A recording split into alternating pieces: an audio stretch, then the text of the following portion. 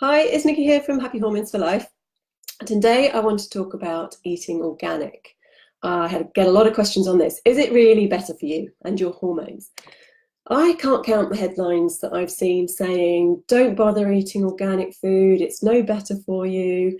And then I Googled it this morning, and even, one of the biggest articles saying all of this is from the NHS, would you believe it? So for me, what's the real story? Well, if you look at the research, it's a really mixed bag. Some research is looking at nutrients in organic foods and saying that actually there's not a lot of difference, although the results are a little bit mixed.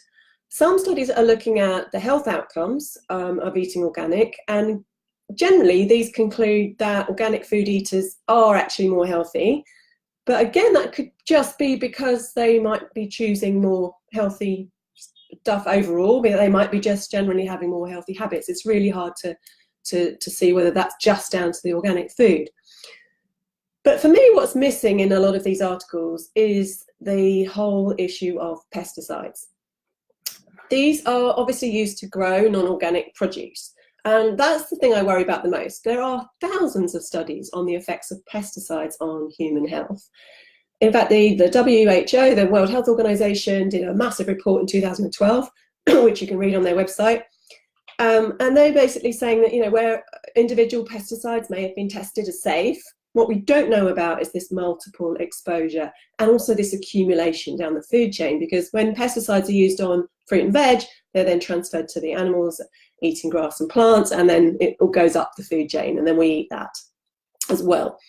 So pesticides, basically, they're toxic by design, aren't they? They kill insects, they kill weeds, they kill small animals, or other organisms that can threaten the plants that they're designed to protect. That's why they're used.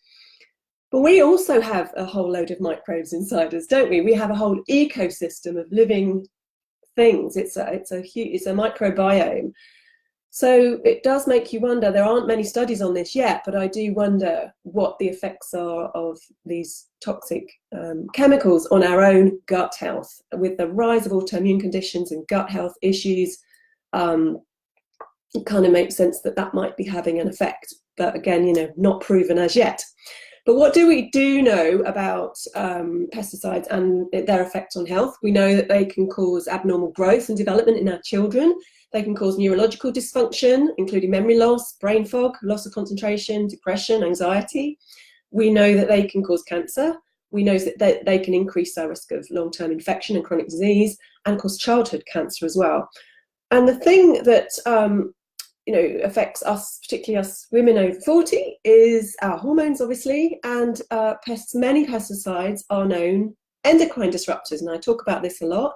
They are chemicals that can mimic, block, or alter our hormones.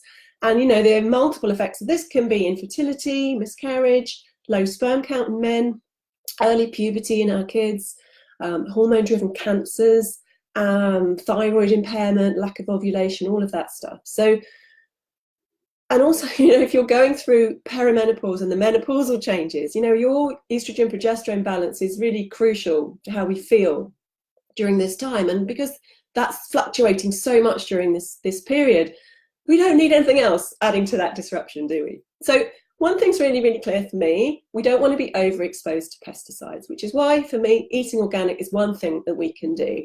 A study in Sweden a few years ago, measured pesticides in a family before and after switching to organic food. And after 2 weeks on organic food, their levels reduced by 90%. So you can clear it very quickly. Now, I know organic food is generally more expensive, and it's kind of not always available in your local store. And it's not easy to switch everything, but actually you don't need to switch everything. So my rule is that if you eat the skins, or if it doesn't have a skin, then try and buy it organic. So that's things like apples, berries, salad leaves, all greens, that kind of stuff. Not so much your bananas, your avocados, your potatoes where you're peeling and that kind of stuff. So that cuts the cost down a little bit. In terms of meat, eggs, and dairy, they have been found to be much more nutritious than non-organic forms, because they do contain a lot more omega-3 fats, and they are really, really good for your hormones. So I'd always recommend that. So for me, if I'm eating animal products, I want to eat the very, very best quality. and just less often. So hopefully that balances that out. Hope that was useful. Do comment below. I'd love to hear your thoughts on this, and do subscribe if you're watching on YouTube, so you don't miss any future videos. Have a great day. Take care.